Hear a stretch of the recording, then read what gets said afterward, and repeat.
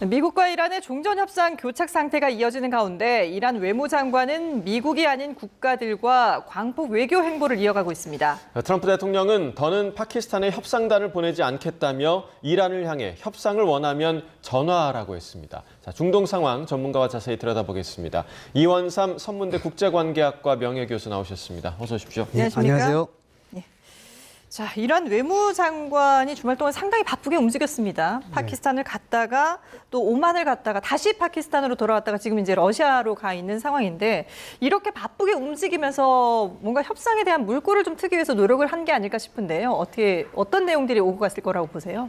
아직 그 구체적인 내용들은 잘 알려져 있지 않지만 그렇죠. 일부 언론에 나오는 그 내용들을 보게 되면 가장 중요한 건 이제 세 가지 이제 핵심 조건이 전쟁 배상금을 지급하라는 것을 또 이란이 얘기를 했고, 예. 그다음에 이제 동결 재산을 해제하고 제재도 해제해라라고 하는 것이고, 그다음에 또 하나가 이제 재공격에 대한 그 방지인데 이것을 그냥 미국의 말로만은 못 믿겠고 이제 어떤 그 국제적인 보장을 요구해라라고 하는 게 이제 가장 큰 핵심 요인이기도 합니다. 그런데 이제 여기서 보면 또 하나 이제 포함되는 것이 이제 그 지역적인 갈등들, 그러니까 이 레바논의 휴전 문제라든지 이것도 반드시 포함해야 된다라고 하는 거고, 그다음에 그 호르무즈 해협을 개방하는 것도 미국은 즉각 개방하라라고 하는 건데 여기는 그 재개방을 하게 대한 어떤 조건을 제안을 한 걸로 알려져 있어요. 그러니까 네. 이제 우리가 일반적으로 예상할 수 있는 것은 통행세를 받겠다라고 하는 건데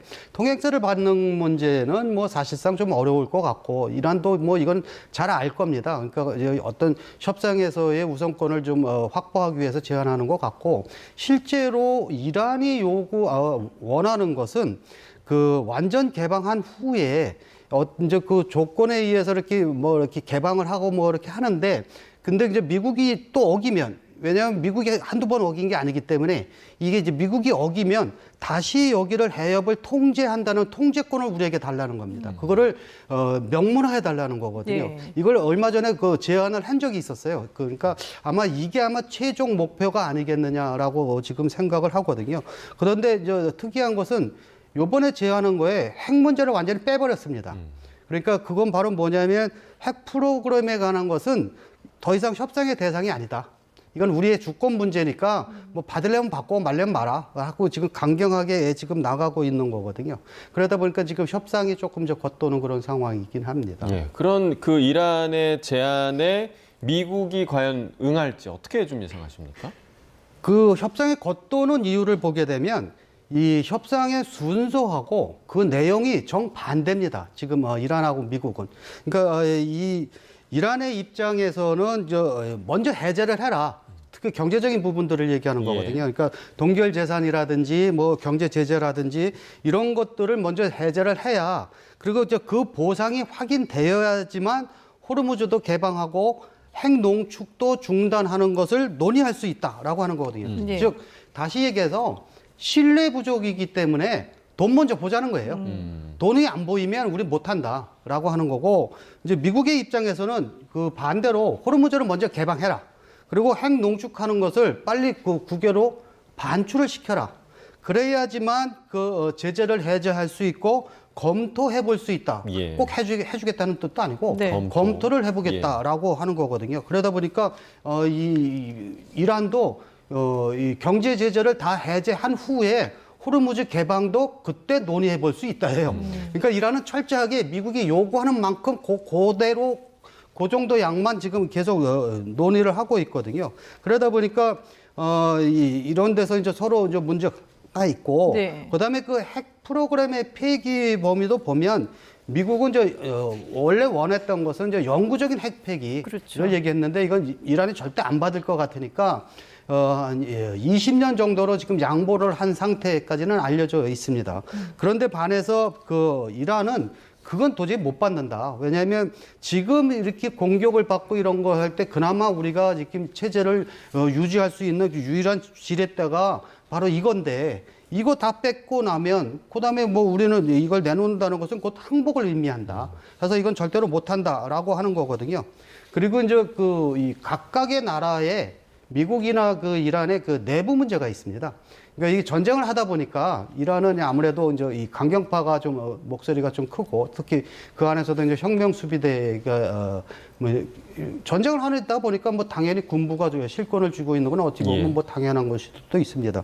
그리고 이제 미국의 입장에서도 보면 중간 선거를 치러야 되기 때문에 그때까지는 강한 미국의 상을 보여줘야 되거든요. 중간 선거에서 이기려면. 그러다 보니까 강대강이 지금 계속 뭉치고 있는 그런 것들인데 결국 뭐 지금 아직까지는 이거 뭐 지금 저 이번에 그 외무장관이 왔다 갔다 하고 나서 어떻게 조절할지는 좀 더 두고 봐야 알겠지만 예. 아직까지는 미국 쪽에서는 살고 싶으면 항복하라는 거고 이 미국 쪽 이란 쪽에서는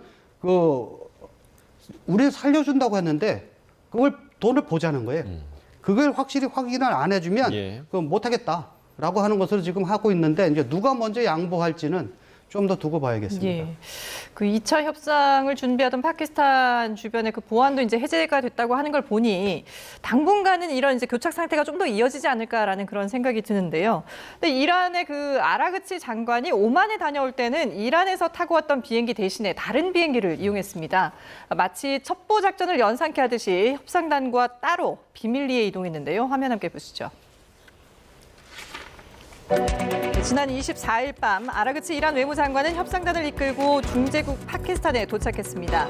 파키스탄 실세인 아심 무니르 총사령관의 영접을 받았는데요.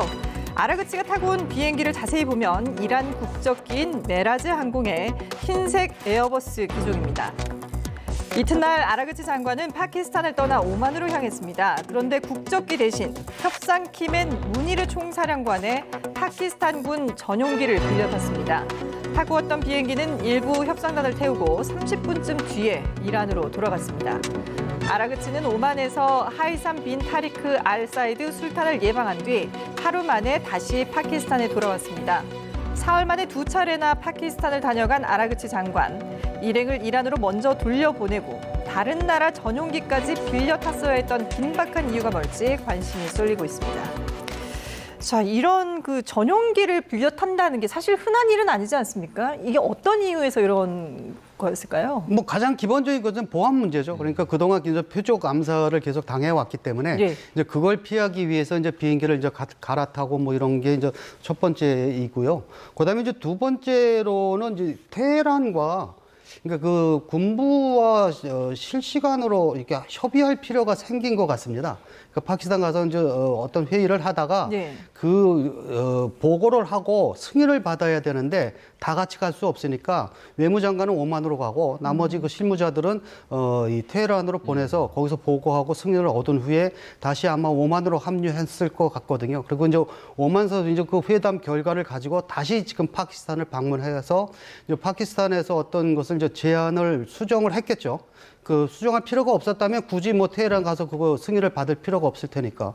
그리고 나서 이제 러시아로 갔는데 이제 이런 것들이 이제 얼마나 양보를 했는지 이제 그런 것도 있고요.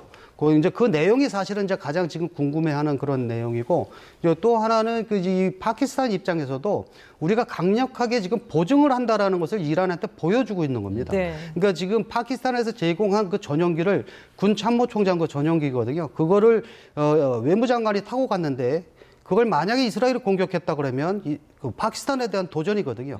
그러니까 우리가 그걸 막아줄 테니까 어느 정도 이 협상에 응해라. 라고 하는 것을 자꾸 이제 보여주고 있는 거거든요. 그러니까 그만큼 이 미국과 이란은 서로 간에 믿음이 전혀 없습니다. 그러니까 그 믿음을 어떻게 만드냐가 중요하거든요. 근데 아직까지는 그냥 서로 누가 더 급한지 보자라고 지금 버티고 있는 상황인데, 이제 가운데서 중재국들의 이제 그 임무가 믿음을 어떻게 줄 것이냐.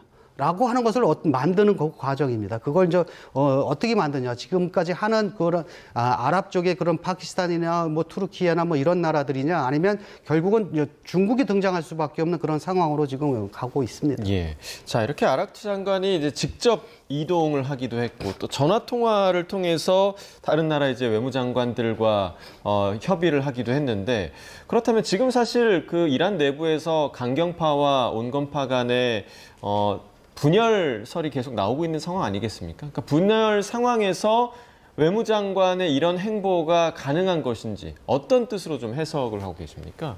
지금 이란 내부의 그 강경파와 온건파의 대립이 심하다라고 하는 것은 주로 서구 쪽에서 나오는 언론들입니다.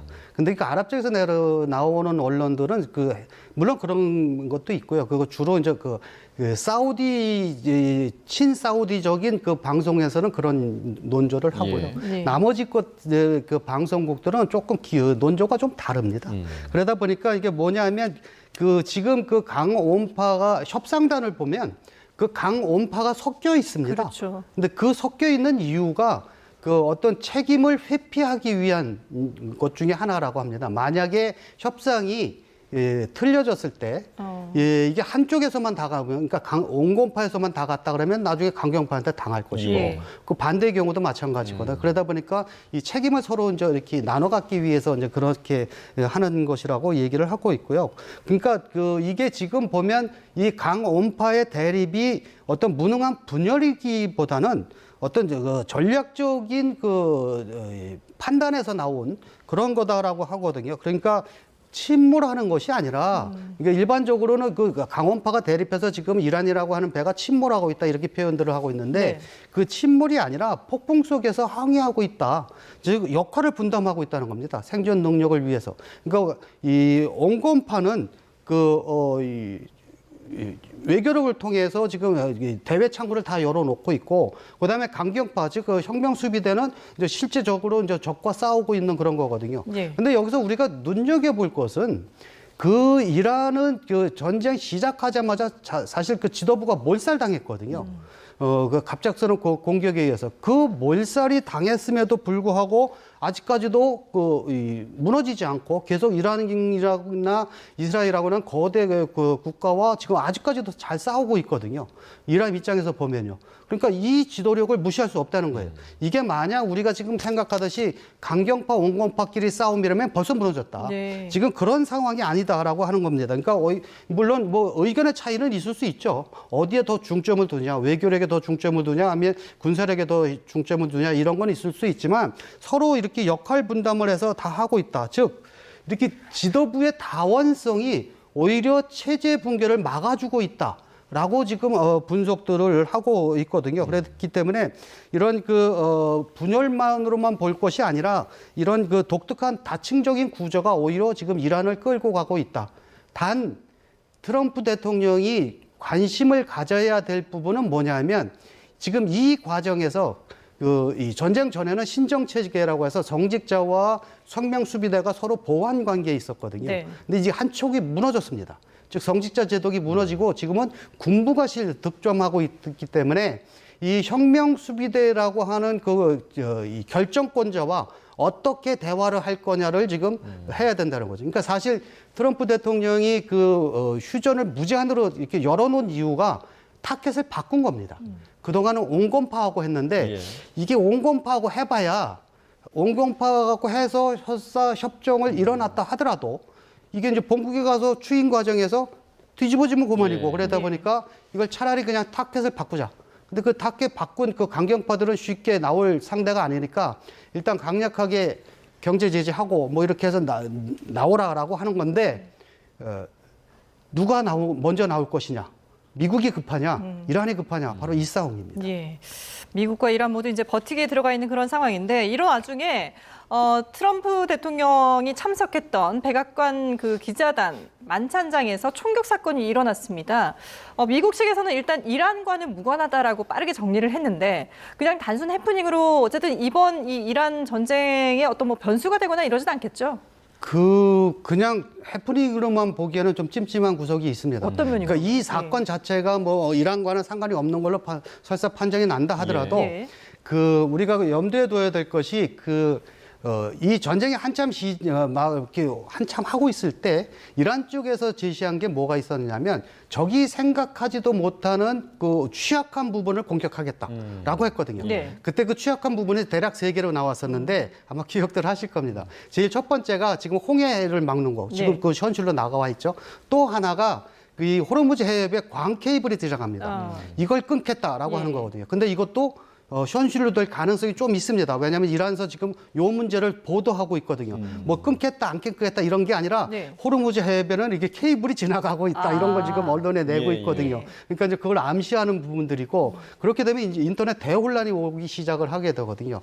그리고 세 번째 나온 게 바로 이 유럽이나 미국에서 자생하는 테러 단체들, 그러니까 소위 예전에 그 외로운 늑대들이라고 네네. 하는 이 자생 단체들의 테러를 할 수 있다라고 하는 거거든요. 그러니까 이 두 가지는 이미 현실로 나타나고 있고 이 마지막 부분도 혹시 나타나는 게 아닌가. 만약 그렇다면 이 서구 사회도 굉장히 이제 긴장할 수밖에. 근데 이게 서구 사회에서 그런 테러가 나타나는 것은 전쟁 중에 바로 나타나는 게 아니라 대개 시간차를 두고 이제 한참 후에 나타나거든요. 네. 그러니까 그런 것들이 이제 나타날 수도 있는 가능성이 있다는 거죠. 예, 알겠습니다. 어쨌든 지금 이 총격 사건의 원인도 자세하게 좀 조사를 통해서 알아봐야 될 것 같습니다. 네, 지금까지 이원삼 산문대 국제관계학과 명예교수와 함께 중동 상황 짚어봤습니다. 오늘 말씀 잘 들었습니다. 네.